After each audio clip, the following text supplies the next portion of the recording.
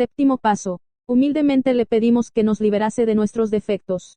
Ya que este paso se centra tanto en la humildad, debemos hacer una pausa para considerar lo que es la humildad y lo que su práctica puede significar para nosotros. En verdad, el tratar de adquirir cada vez más humildad es el principio fundamental de cada uno de los 12 pasos de Alcohólicos Anónimos, porque sin tener un cierto grado de humildad, ningún alcohólico se puede mantener sobrio. Además, casi todos los alcohólicos anónimos han descubierto que, a menos que cultiven esta preciada cualidad en un grado mucho mayor de lo que se requiere solo para mantener la sobriedad, tendrán escasas posibilidades de conocer la verdadera felicidad. Sin ella, no pueden llevar una vida de mucha utilidad, y en la adversidad, pueden contar con la fe suficiente para responder a cualquier emergencia. La humildad, como palabra y como ideal, no lo ha pasado muy bien en nuestro mundo. No solamente se entiende mal la idea, sino que también la palabra suscita a menudo una gran aversión. Muchas personas ni siquiera tienen la menor comprensión de la humildad como manera de vivir. Mucho de lo que oímos decir a la gente, en nuestra vida diaria, y una buena parte de lo que leemos, destaca el orgullo que siente el ser humano por sus propios logros. Con gran inteligencia, los científicos han venido forzando a la naturaleza a que revele sus secretos. Los inmensos recursos de los que ahora disponemos nos prometen una cantidad de bendiciones materiales tan grande que muchos han llegado a creer que nos encontramos en el umbral de una edad de oro, forjada por la mano del hombre. La pobreza desaparecerá, y habrá tal abundancia que todos disfrutaremos de toda la seguridad y todas las satisfacciones personales que deseemos. La teoría parece sostener que, una vez que queden satisfechos los instintos primordiales de todos los seres humanos, habrá muy poco motivo para pelearnos. El mundo entonces se volverá feliz y se verá libre para concentrarse en la cultura y el carácter. Solo con su propia inteligencia y esfuerzos, la humanidad habrá forjado su destino. Sin duda, ningún alcohólico, y desde luego, ningún miembro de Alcohólicos Anónimos, quiere menospreciar los logros materiales. Ni discutimos con los muchos que todavía se aferran tan apasionadamente a la creencia de que la satisfacción de nuestros deseos naturales básicos es el objetivo primordial de la vida. Pero estamos seguros de que ninguna clase de gente de este mundo ha fracasado tan rotundamente al tratar de vivir conforme a esta fórmula, como los alcohólicos. Hace miles de años, que venimos exigiendo más de lo que nos corresponde de seguridad, de prestigio y de amor. Cuando parecía que teníamos éxito, bebíamos para tener sueños aún más grandiosos. Cuando nos sentíamos frustrados, aunque solo fuera en parte, bebíamos para olvidar. Nunca había suficiente de lo que creíamos que queríamos. En todos estos empeños, muchos de ellos, bien intencionados, nuestro mayor impedimento había sido la falta de humildad. Nos faltaba la perspectiva suficiente para ver que la formación del carácter y los valores espirituales tenían que anteponerse a todo, y que las satisfacciones materiales no constituían el objetivo de la vida. De una manera muy característica, nos habíamos pasado de la raya, confundiendo el fin con los medios. En vez de considerar la satisfacción de nuestros deseos materiales como el medio por el que podríamos vivir y funcionar como seres humanos, la habíamos considerado como la meta y el objetivo final de la vida. Es cierto que la mayoría de nosotros creíamos deseable tener un buen carácter, pero el buen carácter, evidentemente, era algo que se necesitaba para seguir en el empeño de satisfacer nuestros deseos. Con una apropiada muestra de honradez y moralidad,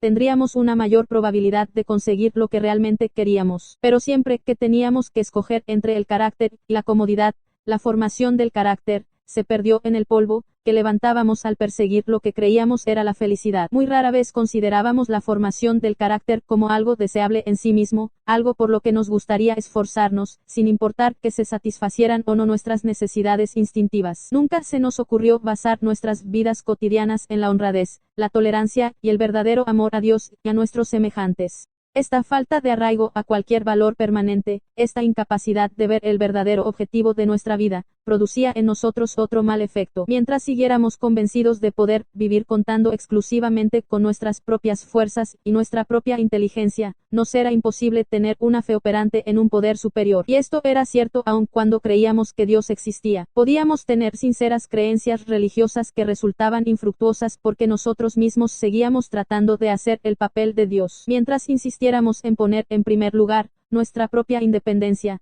la verdadera dependencia de un poder superior, era totalmente impensable. Nos faltaba el ingrediente básico de toda humildad, el deseo de conocer y hacer la voluntad de Dios.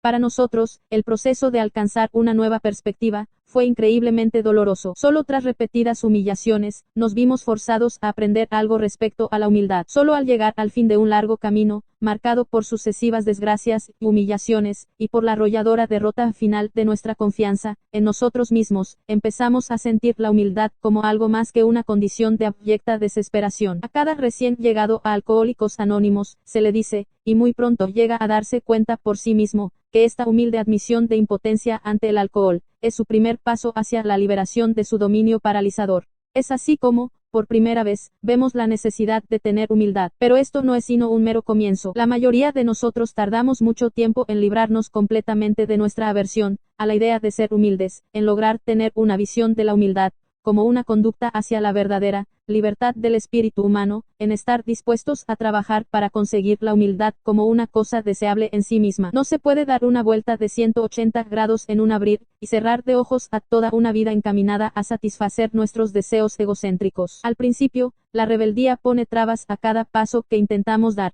Cuando por fin admitimos sin reserva que somos impotentes ante el alcohol, es muy posible que demos un suspiro de alivio, diciendo, gracias a Dios, eso se acabó. Nunca tendré que volver a pasar por eso. Luego, y a menudo para nuestra gran consternación, llegamos a darnos cuenta de que solo hemos atravesado la primera etapa del nuevo camino que andamos. Todavía espoleados por la pura necesidad, con desgana, nos enfrentamos con aquellos graves defectos de carácter que originalmente nos convirtieron en bebedores problema, defectos que tenemos que intentar remediar para no volver a caer de nuevo en el alcoholismo. Queremos deshacernos de algunos de estos defectos, pero en algunos casos, nos parece una tarea tan imposible que nos acobardamos ante ella, y nos aferramos con una persistencia apasionada a otros defectos, que perturban de igual manera nuestro equilibrio, porque todavía nos complacen mucho. ¿Cómo podemos armarnos de suficiente resolución y buena voluntad como para deshacernos de obsesiones y deseos tan abrumadores?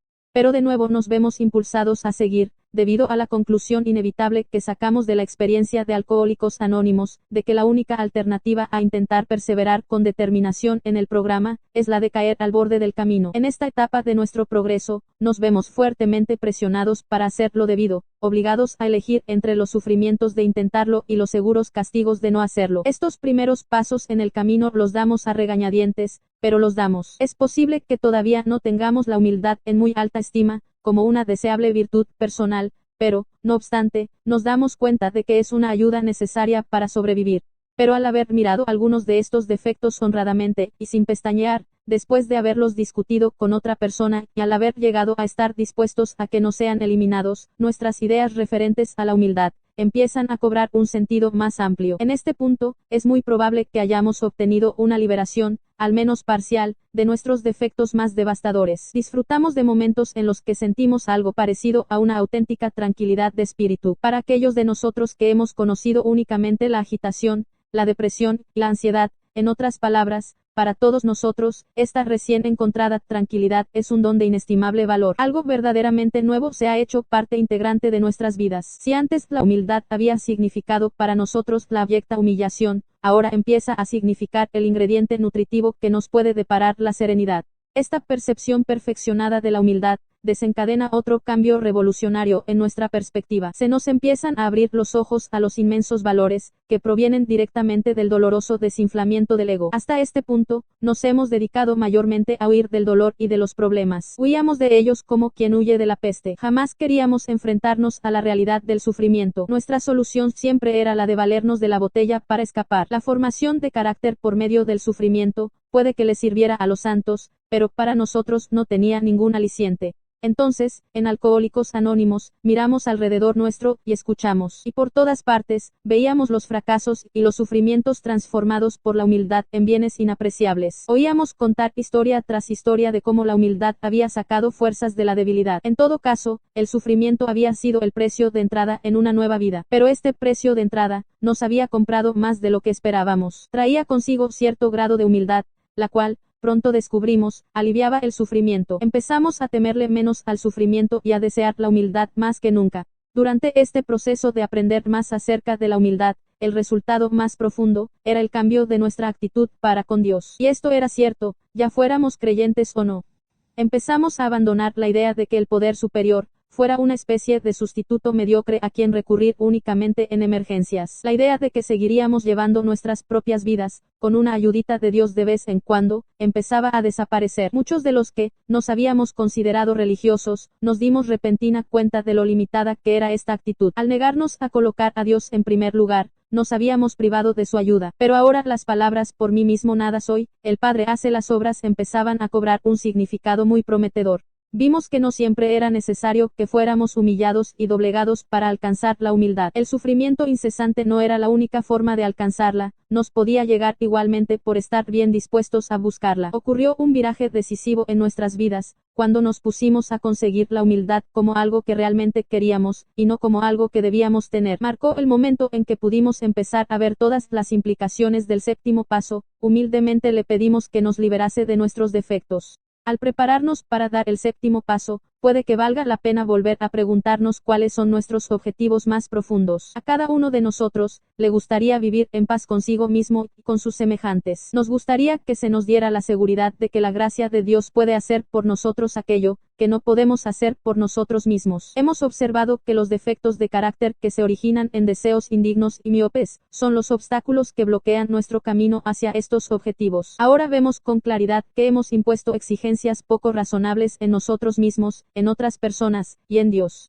El principal activador de nuestros defectos ha sido el miedo egocéntrico, sobre todo el miedo de que perderíamos algo que ya poseíamos o que no conseguiríamos algo que exigíamos. Por vivir a base de exigencias insatisfechas, nos encontrábamos en un estado de constante perturbación y frustración. Por lo tanto, no nos sería posible alcanzar la paz hasta que no encontráramos la manera de reducir estas exigencias. La diferencia entre una exigencia y una sencilla petición está clara para cualquiera. En el séptimo paso efectuamos el cambio de actitud que nos permite, guiados por la humildad, salir de nosotros mismos hacia los demás y hacia Dios. El séptimo paso pone todo su énfasis en la humildad. En realidad, nos dice que ahora debemos estar dispuestos a intentar conseguir, por medio de la humildad, la eliminación de nuestros defectos, al igual que hicimos cuando admitimos que éramos impotentes ante el alcohol, y llegamos a creer que un poder superior a nosotros mismos podría devolvernos el sano juicio. Si ese grado de humildad podía hacernos posible encontrar la gracia suficiente para desterrar tan mortal obsesión, entonces cabe esperar los mismos resultados respecto a cualquier problema que podamos tener.